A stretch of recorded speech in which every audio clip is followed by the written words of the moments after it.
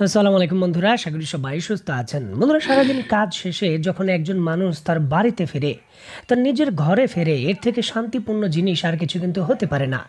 নিজের সাজানো ঘর, নিজের সাজানো বাড়ি তার কাছে কিন্তু অমৃতর মতো। নিজের বাড়ি থেকে বিতাড়িত হওয়া, নিজের ঘর থেকে বাধ্য হয়ে চলে যাওয়া, এই জিনিসটা আসলে যে কি পরিমাণ কষ্টের সেটা গাজা উপত্যকার মানুষ থেকে আর ভালো করে বেশি করে অন্য কেউ জানবে না। কারণ গাজা উপত্যকার কমপক্ষে প্রায় 21 লক্ষ মানুষকে দখলদার ইসরায়েল তার সামরিক বাহিনী দিয়ে আক্রমণ করে, তাদের বাড়ি ঘরকে ধ্বংস করে, তাদের কিন্তু নিজ বাড়ি ঘর থেকে বিতাড়িত করেছে। দখলদার ইসরায়েলের বিরুদ্ধে এই সকল কিছুর প্রতিশোধ এবং এই সকল কিছুর বদলা তখনই চূড়ান্তভাবে পূরণ হবে যখন এই হামলার যে মূল পরিকল্পনাকারী এবং মূল দায়ী ইসরায়েলের প্রধানমন্ত্রী নেতানিয়াহু, তাকে তার বাড়ি থেকে বিতাড়িত করা যাবে, তার যে বাড়ি রয়েছে সেটাকে ধ্বংস করা যাবে। তখনই কিন্তু নেতানিয়াহু এবং ইসরায়েলের বিরুদ্ধে যে প্রতিশোধের বিষয়টা রয়েছে সেটা কিছুটা হলেও কিন্তু সফল হবে এবং কিছুটা হলেও কিন্তু স্বস্তি দেবে প্যালেস্টাইনের মানুষকে। আর অবশেষে হিজবুল্লাহ সেই ঐতিহাসিক যেই সময় রয়েছে সেটাই কিন্তু এনে দিয়েছে। নেতানিয়াহুর সাজানো গোছানো যে মিলিয়ন ডলারের বাড়ি রয়েছে, অবশেষে হিজবুল্লাহ সেই বাড়িতে ফ্লাশ বোমা বিস্ফোরণ করেছে এবং যতদূর জানা যাচ্ছে এই ফ্লাশ বোমা বিস্ফোরণের কারণে সেই বাড়িটি অগ্নিকাণ্ডের কারণে সম্পূর্ণভাবেই কিন্তু ডিস্ট্রয় হয়ে গেছে এবং নেতানিয়াহু কিন্তু প্যালেস্টাইনি মানুষের মতো ঘর ছাড়া হলেন। বন্ধুরা, নেতানিয়াহুর কয়েকটি বাড়ি রয়েছে। এইবার যে বাড়িতে ফ্লাশ বোমার বিস্ফোরণ ঘটানো হয়েছে এটি রাজধানী তেল আবিবের ভেতর। এই বিষয়টিকে কেন্দ্র করে একটি গুরুত্বপূর্ণ ভিডিও ফুটেজ আমাদের কাছে আছে।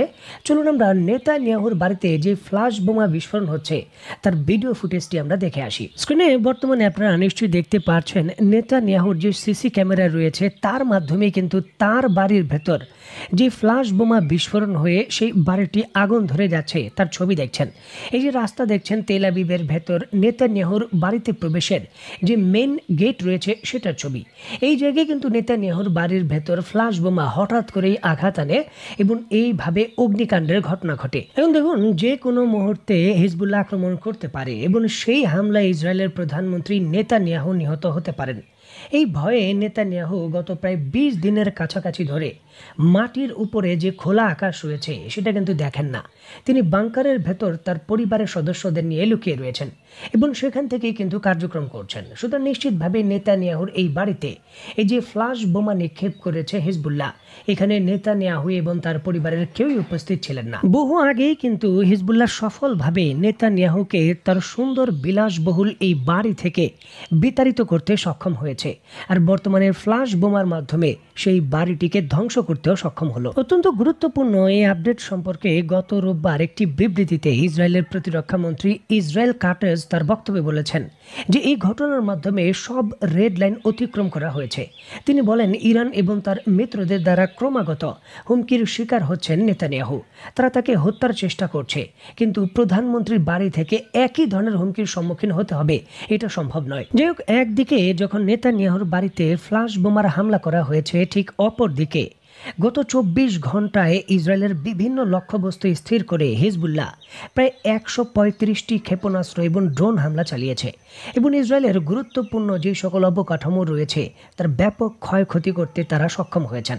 এবং বিষয়টিকে কেন্দ্র করে ইসরায়েলের যে চ্যানেল 12 রয়েছে তারা বিস্তারিত রিপোর্ট প্রকাশ করেছে এবং এই বিষয়কে কেন্দ্র করে ইসরায়েলের যে আকাশ প্রতিরক্ষা ব্যবস্থার ব্যর্থতা এবং এই ব্যর্থ আকাশ প্রতিরক্ষা ব্যবস্থা নেই সর্বাত্মক যুদ্ধে যাওয়ার যে ঝুঁকি, সেই বিষয়ে তারা বলেছে। অত্যন্ত গুরুত্বপূর্ণ এই আপডেট সম্পর্কে হিজবুল্লাহর পক্ষ থেকে যেমনটা বিবৃতি দেওয়া হয়েছে এবং এই বিবৃতি অনুসারে আল জাজিরা যেমনটা নিশ্চিত করেছে, গত শনিবার সকালের দিকে উত্তরের দখলকৃত ভূখণ্ডে 130টি রকেট এবং 5টি ড্রোন নিক্ষেপ করে হিজবুল্লাহ।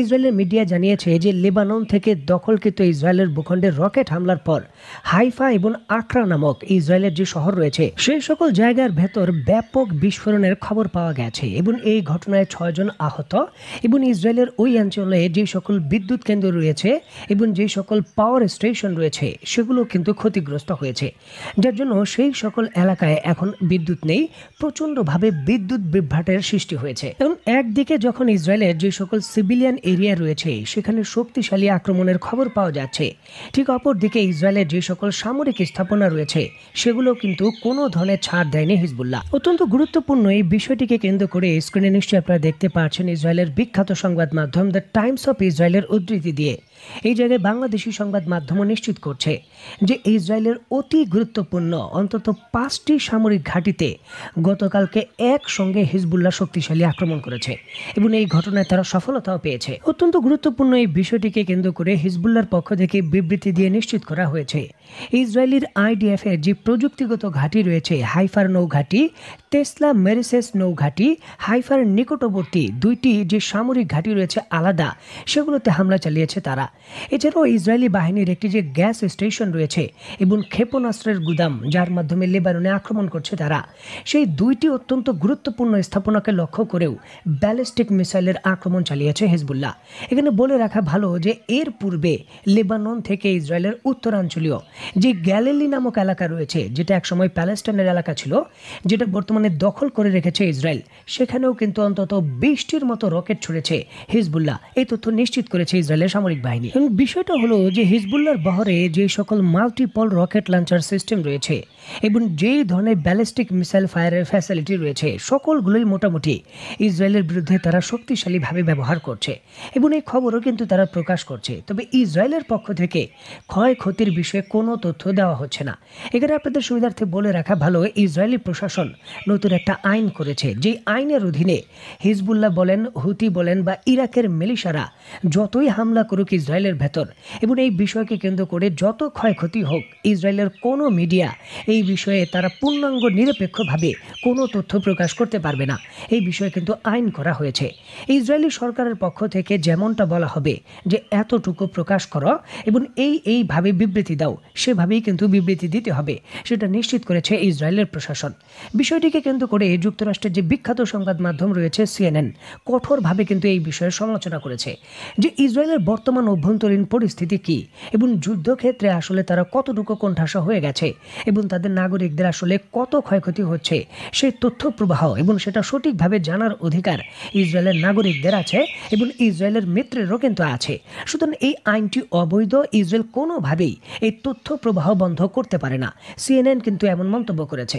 তবে ইসরায়েলের কর্তৃপক্ষ এই বিষয়ে কোনো মন্তব্য করেনি, কারণ যে পরিমাণ ক্ষয়ক্ষতি হচ্ছে সেটা যদি প্রকাশ্যে আসে তাহলে ইসরায়েলি জনগণের এবং ইসরায়েলি সামরিক বাহিনীর যে মনোবল রয়েছে সেটা আরও ভেঙে যাবে, যার জন্যই কিন্তু তারা সঠিক তথ্য প্রকাশ করতে যাচ্ছে না। এখন সঠিক তথ্য প্রকাশ না করলে কি হবে, ক্ষয়ক্ষতি যেটা হচ্ছে সেটা তো আর এড়ানো যাবে না, সেটা তো অবশ্যই ঘটবে। তোমাদের অত্যন্ত গুরুত্বপূর্ণ এই বিষয়টিকে কেন্দ্র করে আপনি ব্যক্তিগতভাবে কি মনে করছেন তা অবশ্যই কমেন্ট বক্সে লিখবেন। তো বন্ধুরা, আজকের মতো বিদায়, নতুন কোনো ভিডিও নিয়ে আবার দেখা হবে। সেই পর্যন্ত সবাই ভালো থাকবেন, সুস্থ থাকবেন এবং বাংলাদেশকে ভালোবাসবেন।